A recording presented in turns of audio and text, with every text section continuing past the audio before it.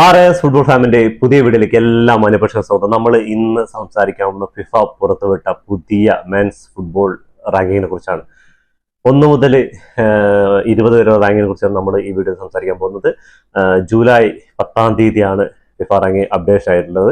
അപ്പോൾ നമുക്ക് 1-ാം സ്ഥാനം മുതൽ 20-ാം സ്ഥാനം വരെ നമുക്ക് നോക്കാം. 1-ാം സ്ഥാനത്തുള്ളത് മറ്റാരുമല്ല, ലോക ചാമ്പ്യന്മാരായ അർജന്റീന തന്നെയാണ് 1-ാം സ്ഥാനം. ഇതിന് അടുത്ത 2026 വേൾഡ് കപ്പിന് ആകെ കുറച്ച് മാസങ്ങളേ ഉള്ളൂ.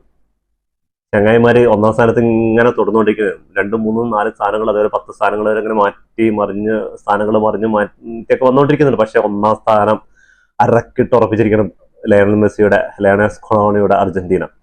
ഇപ്പൊ മെസ്സി ഇല്ലാതെയും അർജന്റീന കളിക്കാവുന്നുള്ള ഒരു കണ്ടീഷനിലേക്ക് എത്തിയിട്ടുണ്ട്. ആ ലെവലിലേക്ക് സ്കലോണി ടീമിനെ വളർത്തുന്നത്. 2026 വേൾഡ് കപ്പ് കഴിഞ്ഞാൽ മെസ്സി അർജന്റീന വിട്ടുപോകും. അപ്പോഴും അർജന്റീനയ്ക്ക് സ്കലോണി ഉള്ളിടത്തോളം കാലം ഒരു ടീം സ്ക്വാഡ്, ഒരു ഡെപ്ത് ഉള്ള ഒരു സ്ക്വാഡിനെ ഉണ്ടാക്കി വെച്ചിട്ടുണ്ട്. പുതിയ താരങ്ങൾ, യുവതാരങ്ങൾ ഒരുപാട് പേര് വന്നുകൊണ്ടിരിക്കുകയാണ്. അപ്പോൾ ഇനി നമുക്ക് ഇതിലോട്ട് ഓരോ റാങ്കിങ്ങും അവരുടെ പോയിന്റ് നിലയിലേക്ക് ഒന്ന് നോക്കാം. അപ്പോൾ 1-ാം സ്ഥാനത്തുള്ള അർജന്റീന 1885.36 എന്ന പോയിന്റ് നിലയിലാണ് 1-ാം സ്ഥാനത്ത് വരുന്നത്. 2-ാം സ്ഥാനത്തുള്ള സ്പെയിന് 1867.09 എന്ന പോയിന്റിലാണ് 2-ാം സ്ഥാനത്ത് തുടരുന്നത്. 3-ാം സ്ഥാനത്തുള്ള ഫ്രാൻസ് ആണ് 1862.03 എന്ന നിലയിലാണ് ഫ്രാൻസ് തുടരുന്നത്. 4-ാം സ്ഥാനത്തുള്ള ഇംഗ്ലണ്ട് 1813.32 എന്ന പോയിന്റിലാണ് 4-ാം സ്ഥാനത്ത് തുടരുന്നത്. 5-ാം സ്ഥാനത്ത് കനറികൾ ബ്രസീൽ 5-ാം സ്ഥാനത്താണ് 1777.69. ഒരുപാട് പോയിന്റിന് പുറകിലാണ് ബ്രസീൽ. ബാക്കിയുള്ള ടീമുകളൊക്കെ പറഞ്ഞാൽ വലിയ വ്യത്യാസങ്ങളില്ലാതെയാണ് തുടരുന്നതെങ്കിൽ ബ്രസീലിന് ശേഷം പോർച്ചുഗലാണ്. പോർച്ചുഗൽ വലിയൊരു കുതിച്ചുവരവിൽ 6-ാം സ്ഥാനത്ത് എത്തിയിരിക്കുകയാണ് 1770.53 പോയിന്റുമായിട്ടാണ്. അതുപോലെ നാഷണൽസ് ലീഗിലെ അവരുടെ മിന്നും പ്രകടനം, ക്രിസ്ത്യാനോ റൊണാൾഡോയുടെ പോർച്ചുഗീസ് പട സ്പെയിനിനെ നെട്ടിച്ചുകൊണ്ടാണ് അവർ ഫൈനലിൽ കപ്പെടുത്തിരിക്കുന്നത്. അവർ പൊതുവെ ഈ സീസണിൽ ഇനി അടുത്ത വേൾഡ് കപ്പിലായിക്കോട്ടെ ഒരു ഇമ്പാക്ട് ഉണ്ടാക്കാനുള്ള ഒരു സ്ക്വാഡ് ഡെപ്ത് അവരുടെ കയ്യിലുണ്ട്. ഫെർണാണ്ടോ സിൽവയും ബ്രൂണോ ഫെർണാണ്ടസും ലിയോയും അങ്ങനെ ഒരുപാട് പ്ലേയേഴ്സ് അങ്ങനെ അടങ്ങുന്ന ഒരു ഗംഭീര സ്ക്വാഡ് തന്നെയാണ്. മിഡ്ഫീൽഡ് ആയിക്കോട്ടെ, വെറ്റിനിയും മെൻഡീസ്, അതേപോലെ ഒരുപാട് പേര്, നവാസ്, അങ്ങനെ ഇഷ്ടംപോലെ പേരടങ്ങുന്ന ഒരു വമ്പൻ പടയായിട്ടാണ് പോർച്ചുഗൽ വരുന്നത്. അപ്പൊ എന്തായാലും പോർച്ചുഗൽ അടുത്ത സെമിഫൈനലിൽ ഒരു 90% സെമിഫൈനലിൽ ഉണ്ടാവും, അതിൽ യാതൊരു സംശയമില്ല.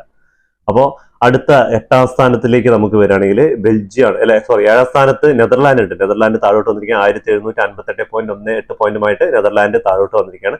8-ാം സ്ഥാനത്ത് ബെൽജിയമാണ് 1736.38. ഒരു കാലത്തൊക്കെ ബെൽജിയം എന്ന് പറഞ്ഞാൽ നമ്മളൊക്കെ കളി കണ്ടു തുടങ്ങിയ സമയത്ത് ഇവരെ കുറച്ച് നല്ല ബെൽജിയത്തിന് ഫാൻസ് ഒക്കെ കുറയ്ക്കും, പക്ഷെ അവരുടെ കളി കാണാൻ ഭയങ്കര രസമായിരുന്നു. പക്ഷെ ഇപ്പോൾ ഒരുപാട് താഴേക്ക് വന്നിരിക്കുകയാണ്. അതേപോലെ 9-ാം സ്ഥാനത്ത് വേൾഡ് ചാമ്പ്യന്മാരായ ജർമ്മനിക്ക് എന്തൊക്കെയോ പറ്റിയിട്ടുണ്ട് സത്യം പറഞ്ഞാൽ. ജർമ്മനി 2 വേൾഡ് കപ്പിൽ യോഗ്യതാ റൗണ്ട് കഴിഞ്ഞു, അതേപോലെ യോഗ്യത നേടി ഫസ്റ്റ് റൗണ്ടിലൊക്കെ പുറത്തായ ചരിത്രം വേൾഡ് കപ്പ് നേടിയ ശേഷം. അപ്പൊ ജർമ്മനിക്ക് അങ്ങോട്ട് പച്ച പിടിക്കാൻ പറ്റിയുള്ള ഇപ്പോൾ കുറെ കാലമായിട്ട്. ഇപ്പോൾ ടോണി ക്രൂസും അങ്ങനെ അവരുടെ മെയിൻ പ്ലേയേഴ്സ് ഒക്കെ പോയിട്ട് ഇനിയുള്ള വേൾഡ് കപ്പിൽ എന്താണ് അവരുടെ പുതിയ അതിൻ്റെ ഇടയിൽ മൂസിയാലയ്ക്ക് പരിക്കാണ്. മൂസിയാല 5-6 മാസമൊക്കെ പുറത്തിരുന്ന ശേഷം ഇനി ഫോമിലേക്ക് തിരിച്ചു വരാനൊക്കെ ഭയങ്കര പ്രയാസം ഉണ്ടാവും വേൾഡ് കപ്പിൽ. അതൊക്കെ ജർമ്മനിക്ക് റെഡിയാവും എന്തായാലും തീർച്ചയായിട്ടും. അപ്പോൾ 10-ാം സ്ഥാനത്തുള്ള ക്രൊയേഷ്യൻ, ലൂക്ക മോഡ്രിച്ചിന്റെ ക്രൊയേഷ്യൻ 10-ാം സ്ഥാനത്ത് 1707.51 പോയിന്റുമായിട്ടാണ് 10-ാം സ്ഥാനത്ത്. 11-ാം സ്ഥാനത്ത് ഇറ്റലിയാണ് 1702.58 പോയിന്റുമായിട്ടാണ്. ഇറ്റലിയുടെ കാര്യമൊക്കെ ഭയങ്കര കഷ്ടമാണ്. നല്ല മിന്നു ഫോമിലേക്ക് കളി, പക്ഷെ അവർ അവസരം ഈ യോഗ്യതാ മത്സരങ്ങൾ അതേപോലെ അങ്ങനെയുള്ള മത്സരങ്ങളിലൊക്കെ അവർ ഇപ്പോൾ കാലത്തിക്കൊണ്ടിരിക്കുകയാണ്. മറ്റരാസിയുടെ ഫ്രാൻസിനെതിരെയുള്ള സിദ്ധാനെതിരെയുള്ള ഫൗളിന് ശേഷം അവർ ആ വേൾഡ് കപ്പ് നേടിയ ശേഷം സത്യം പറഞ്ഞാൽ ഇറ്റലിക്ക് ഒരു ഉയർത്തെഴുന്നേൽപ്പ് കണ്ടിട്ടില്ല. ആ ഒരു ശാപമാണെന്നൊന്നും പറയാൻ പറ്റില്ല എന്താണ് സംഭവിക്കുന്നതെന്ന്. പക്ഷെ ഫുട്ബോളിന്റെ ഒരു ഇതുണ്ടല്ലോ, അതിന്റെ ഏറ്റവും ഇതായിട്ടുള്ളൊരു കളിയായിരുന്നു അന്ന് സിനദിൻ സിദാന് റെഡ് കാർഡ് കിട്ടിയിട്ട് മറ്റരാസി സ്വന്തം പെങ്ങളെ അസഭ്യം പറഞ്ഞുകൊണ്ട് അങ്ങനെയുള്ള ഒരു വലിയ ഇൻസിഡൻസ് ഒക്കെ ഉണ്ടായി. ഫൈനലിൽ റെഡ് കാർഡ് കിട്ടിയിട്ട് സിനദിൻ സിദാന് പുറത്തു പോവുക. അങ്ങനെ ആ കളിയിൽ അതുവരെ ഫ്രാൻസ് ജയിക്കുമെന്ന് ഉറപ്പിച്ചിരുന്ന കളിയിൽ ഇറ്റലി വേൾഡ് കപ്പ് എടുക്കണം. അതിനുശേഷം ഇറ്റലിക്ക് ഒരു തിരിച്ചറിവുണ്ടായിട്ടില്ല. ഫുട്ബോളിൽ കുറച്ച് മര്യാദകളൊക്കെ ഉണ്ട് അല്ലേ? അപ്പൊ അതൊക്കെ പാലിക്കാതെ വരുന്ന സമയത്ത് അങ്ങനെയുള്ള കുറെ പ്രശ്നങ്ങളൊക്കെ ടീമുകൾക്ക് ബാധിക്കാറുണ്ട്.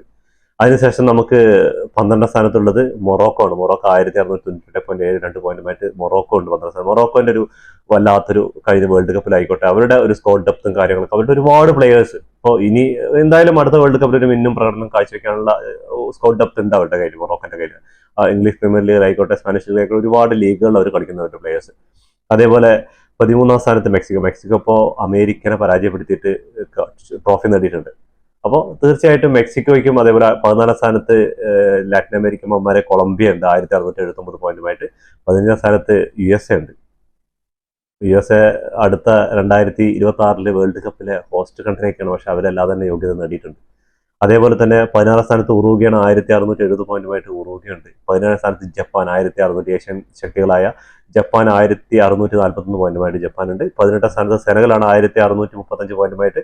19ാം സ്ഥാനത്ത് സ്വിറ്റ്സർലാൻഡാണ് 1635 പോയിന്റുമായിട്ട്. 20ാം സ്ഥാനത്ത് ഇറാൻ 1624 പോയിന്റുമായിട്ട്. ഏഷ്യയിലെ ഒരു വം കരുത്തരായിട്ടാണ് ഇറാൻ കയറി വരുന്നത്. ഇറാൻ ഈ പ്രശ്നങ്ങളൊക്കെ ഉണ്ടായിട്ടും അവരുടെ ഫുട്ബോൾ മേഖലയിലായിക്കോട്ടെ, സ്പോർട്സ് മേഖലയിലൊക്കെ അവരുടേതായ സംഭാവനകൾ നടത്തുന്നുണ്ട്. അപ്പോൾ ഇതിൽ നമുക്ക് എടുത്തു പറയേണ്ട ഒരു കാര്യം പറഞ്ഞാൽ അർജന്റീന 1ാം സ്ഥാനത്തായി തുടരുന്നു. കോസ്റ്റാറിക്കയാണ് ഭയങ്കര ഹൈപ്പില് മുകളിലോട്ട് വന്നിട്ട് 14 സ്ഥാനങ്ങളാണ് അവർ മുകളിലോട്ട് കയറി വന്നിരിക്കുന്നത്. ഹോണ്ടുറാസ് ആണ് ഏറ്റവും കൂടുതൽ പോയിന്റ് സ്കോർ ചെയ്തിരിക്കുന്നത്, +46.33 46.33 പോയിന്റാണ് അത് കരസ്ഥമാക്കിയിരിക്കുന്നത്. അതേപോലെ ഹയസ്റ്റ് റാങ്കിങ്ങിലേക്ക് പെട്ടെന്ന് വന്നിരിക്കുന്നത് കോസ്റ്റാറിക്കയാണ്, 40ാം സ്ഥാനത്തിലേക്ക് എത്തിയിട്ടുണ്ട് അവർ ഹൈപ്പ്. അതേപോലെ ജമൈക്ക ഏറ്റവും കൂടുതൽ പോയിന്റ് ഡ്രോപ്പ് ചെയ്തത് 7 പോയിന്റ് ഡ്രോപ്പ് ചെയ്തിട്ടുണ്ട് ജമൈക്ക. ഇതിൽ മോസ്റ്റ് പോയിന്റ് ഡ്രോപ്പ് ചെയ്ത് ഹെയ്ത്തിയാണ്, -30.11 അങ്ങനെയുള്ള പോയിന്റ് ഡ്രോപ്പ് ചെയ്തിരിക്കുന്നത്. ഇന്ത്യയുടെ സ്ഥാനം ഇതിൽ എടുത്തു പറയേണ്ട ഒരു കാര്യമാണ്, 133ാം സ്ഥാനത്താണ് ഇന്ത്യ നിൽക്കുന്നത്. ഇന്ത്യൻ ഫുട്ബോളിന് ഒരുപാട് സംഭാവനകളൊക്കെ നൽകിയിട്ടുണ്ട്. ഇതിനു മുമ്പ് 100ാം സ്ഥാനത്ത് താഴേക്ക് വന്നിട്ടുണ്ട്. പക്ഷേ ഇപ്പോഴത്തെ ഇന്ത്യൻ ഫുട്ബോളിന്റെ അവസ്ഥ എന്ന് പറഞ്ഞാൽ വളരെ ശോചനീയപരമാണ്. ഒരു കോച്ചിന് വേണ്ടിയിട്ട് ഒരു സോഷ്യൽ മീഡിയ പേജിൽ ഇന്ത്യൻ ഫുട്ബോളിന്റെ അസോസിയേഷൻ ഹയർ ചെയ്യണം. എന്താ ആ ഫുട്ബോൾ രാജ്യത്തിന്റെയും ആ ഒരു സംഘടനയുടെ ഒക്കെ അവസ്ഥ എന്ന് ആലോചിച്ച് നിങ്ങൾ. ഫുട്ബോൾ അക്കാദമികളും ഒരുപാട് ഇങ്ങനെ ഇന്ത്യയിൽ ഇങ്ങനെ വളർന്നുകൊണ്ട് വരികയാണ്. ഇപ്പോഴത്തെ തലമുറയ്ക്കുള്ള എല്ലാ സൗകര്യങ്ങളും ഫെസിലിറ്റീസ് ഒക്കെ ചെയ്തുകൊണ്ട് ഇങ്ങനെ ഫുട്ബോളിനെ ഇങ്ങനെ പൊക്കിക്കൊണ്ട് വരികയാണ്. ആ സമയത്താണ് പുറകോട്ട് റാങ്കിങ്ങിൽ പുറകോട്ട് പോയിക്കൊണ്ടിരിക്കുകയാണ്. അതേസമയം നമ്മൾ വിചാരിതമായിട്ട് അണ്ടർ-16, അണ്ടർ-17, അണ്ടർ-19 കളി കണ്ട് ഇന്ത്യയുടെ പിള്ളേരുടെ കളിയെ കണ്ടു കഴിഞ്ഞാൽ കണ്ണ് തള്ളിപ്പോകും. പക്ഷെ ഇന്ത്യൻ മെയിൻ ടീമിന്റെ കളി കണ്ടു കഴിഞ്ഞാൽ കണ്ണ് ഉള്ളിലോട്ട് പോകും. അങ്ങനത്തെ ഒരു അവസ്ഥയിലാണ് ഫെഡറേഷനും ഇന്ത്യൻ ടീമിന്റെ പോക്കും. 133ാം സ്ഥാനത്ത് 86 സ്ഥാനം ഇങ്ങനെയൊക്കെ വന്നിട്ടുണ്ടായതാണ്. ഇപ്പൊ നമ്മളെക്കാളും സൗകര്യങ്ങളും ഇതൊന്നും ഇല്ലാത്ത ഫെഡറേഷനും, അതേപോലെ സൗകര്യങ്ങളും പണമൊന്നും ഇല്ലാത്ത രാജ്യങ്ങൾ ഇന്ത്യയെക്കാൾ എത്രയോ മുൻപന്തിയിലുണ്ട്. നമുക്കത് റാങ്ക് ലിസ്റ്റ് എടുത്ത് നോക്കിക്കഴിഞ്ഞാൽ അറിയാൻ പറ്റും. ഒരുപാട് ദാരിദ്ര്യങ്ങളുള്ള രാജ്യങ്ങൾ വരെ, പാലസ്തീൻ്റെ ഒക്കെ കാര്യം നോക്കിക്കഴിഞ്ഞാൽ, അതേപോലെ ഗാന, അങ്ങനെയുള്ള ഒരുപാട് രാജ്യങ്ങൾ, പട്ടിണിയും പരിവട്ടങ്ങളുള്ള രാജ്യങ്ങൾ ഇവിടെ എത്തുന്നു. ഇന്ത്യയെ പോലെ രാജ്യത്തിന് ഈ 133ാം സ്ഥാനത്ത്, അതും ഇതിനേക്കാൾ എത്രയോ പുറകിലുള്ള രാജ്യത്തിനോട്, ഹോങ്കോങ്ങിനോടാണ് ഈ അടുത്ത് ഇന്ത്യ പരാജയപ്പെട്ടത്. അതേപോലെ ഇപ്പോൾ ISLന്റെ കാര്യം മത്സരത്തിൽ ആകെ ഇന്ത്യൻ ഫുട്ബോളിന് കുറച്ച് കാലങ്ങളായിട്ട് ഒരു സംഭാവന ചെയ്തുകൊണ്ടിരിക്കുന്നത് ISL ആയിരുന്നു. അതിന്റെ നടത്തിപ്പുകാർ പറയണ, സംഘടന പറയണ, ഇനി മുതൽ നടത്താൻ പറ്റില്ല, നീ അടുത്ത സീസണിൽ നടത്താൻ പറ്റില്ലെന്ന്. എന്ന് പറഞ്ഞാൽ ഇന്ത്യയിൽ ക്രിക്കറ്റിനുള്ള ഒരു ഇമ്പോർട്ടൻറ്റ് ഫുട്ബോളിന് കിട്ടുന്നില്ല. അതിൽ യാതൊരു സംശയമില്ല. അവിടെ ക്രിക്കറ്റിൽ പൈസകൾ കൊണ്ട് എറിയുകയാണെങ്കിൽ ഇവിടെ അതിൽ ഒരുപാട് പോരായ്മകളുണ്ട്. അപ്പോൾ നമുക്ക് നോക്കിയാൽ തന്നെ നമുക്ക് മനസ്സിലാവും. നമുക്ക് ഇപ്പോൾ കേരള ബ്ലാസ്റ്റേഴ്സിന്റെ കളി ഉണ്ടാവും, അതേപോലെ 1-2 ചെന്നൈയുടെ കളി ഉണ്ടാവും, 1-2 ടീമുകളുടെ കളിക്കാണ് സ്റ്റേഡിയം നിറയലും കാര്യങ്ങളൊക്കെ ഉള്ളത്. ബാക്കിയുള്ള കളികളൊക്കെ ശോചനീയം. പക്ഷെ എന്നാലും ഇത്രയും നല്ല രീതിക്ക് നടത്തിക്കൊണ്ടുവന്നിരുന്ന ഫാൻ ബേസ് ഒരുപാടും, അതേപോലെ കളി കാണുന്ന ആൾക്കാർ ഒരുപാട് ടിവിയിലൂടെ ഒക്കെ കാണുന്ന ഒരുപാട് പേരുണ്ടായിരുന്നു ഈ ISL ഒക്കെ. പക്ഷെ വളരെ ഒരു പരിതാപകരമായ സിറ്റുവേഷനിലേക്കാണ് ഇപ്പോൾ ഇതും കൂടി കേട്ടപ്പോൾ ഭയങ്കര നിരാശയാണ് ഉണ്ടാകുന്നത്. എന്ന് പറഞ്ഞാൽ ഭാവി തലമുറയെ വാർത്തെടുക്കാനുള്ള ഒരു ടൂർണമെന്റ് കൂടി ആയിട്ടാണ്. ഇതിന്റെ പിന്നാലെ ഒരുപാട് കളികളും കാര്യങ്ങളൊക്കെ ഉണ്ട്, രാഷ്ട്രീയമായിട്ടും സാമ്പത്തികമായിട്ടൊക്കെ ഒരുപാട് കളികളുണ്ട്. പക്ഷെ എന്നാലും ഇതിൽ നിന്ന് 2 പ്ലേയേഴ്സെങ്കിലും വന്നു കഴിഞ്ഞാൽ അത് ഇന്ത്യക്ക് ഗുണം ചെയ്യുന്നുള്ള ഒരു ഇതിന്റെ ഇതാണ് എൻ്റെ ഒരു അഭിപ്രായം പറയുന്നത്. നിങ്ങളുടെ അഭിപ്രായങ്ങൾ, വലിയ അഭിപ്രായങ്ങൾ കമന്റ് ബോക്സിൽ രേഖപ്പെടുത്താം. എങ്ങോട്ടാണ് ഇന്ത്യൻ ഫുട്ബോളിന്റെ പോക്കുന്നത്? നമ്മുടെ യുവതലമുറയെ വാർത്തെടുക്കാൻ ഇങ്ങനെയുള്ള സ്പോർട്സ്, കായിക വിനോദങ്ങളാണ് ശരിക്കും ഇമ്പോർട്ടന്റ്. എല്ലാ രാജ്യങ്ങളും നമുക്ക് നോക്കിക്കഴിഞ്ഞാൽ അവർ നല്ല പ്ലേയേഴ്സ്, അവർക്ക് സ്കില്ലുകൾ ഉണ്ടെങ്കിൽ തന്നെ അപ്പം തന്നെ ഒരു 12 വയസ്സ് 10 വയസ്സാകുമ്പോൾ തന്നെ ആ ഒരു ക്ലബ്ബിൽ കൊടുക്കുന്നു. അവിടെ നിന്ന് അവർ വളർത്തിയെടുക്കുന്നു.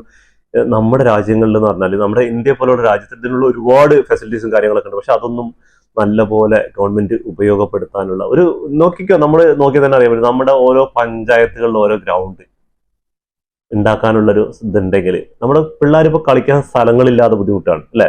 നിങ്ങൾക്ക് അറിയുന്ന കാര്യങ്ങളായിരിക്കും. നമ്മുടെ പണ്ടത്തെ കാലത്തൊക്കെ ഒരുപാട് പറമ്പും കാര്യങ്ങളൊക്കെ ഉണ്ട്. നമുക്ക് മറ്റേ കോലിൻ നാട്ടിയിട്ട് ഫുട്ബോൾ കളി നടന്നിട്ടുണ്ട് ഒരുപാട്.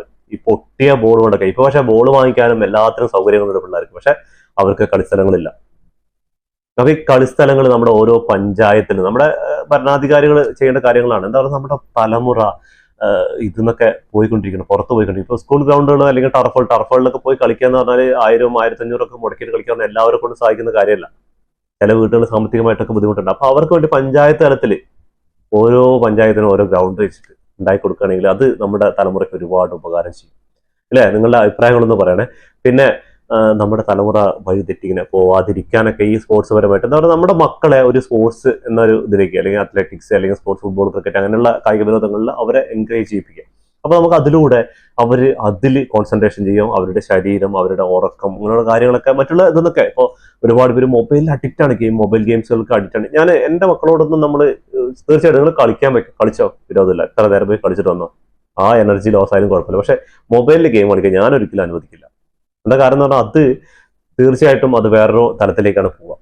അതേപോലെ ഈ മയക്കുമരുന്ന്, അതേപോലെ ലഹരി പദാർത്ഥങ്ങളുടെ ഉപയോഗങ്ങൾ, ഇപ്പോഴത്തെ പിള്ളേർ അങ്ങനെ കുറേ പേരൊക്കെ അങ്ങനെ വഴിതെറ്റി പോകുന്നുണ്ട്. അതിൽ നിന്നൊക്കെ നമുക്ക് മാറ്റിയെടുക്കാൻ ഈ സ്പോർട്സിലൂടെ ഒരുപാട് സഹായിക്കും.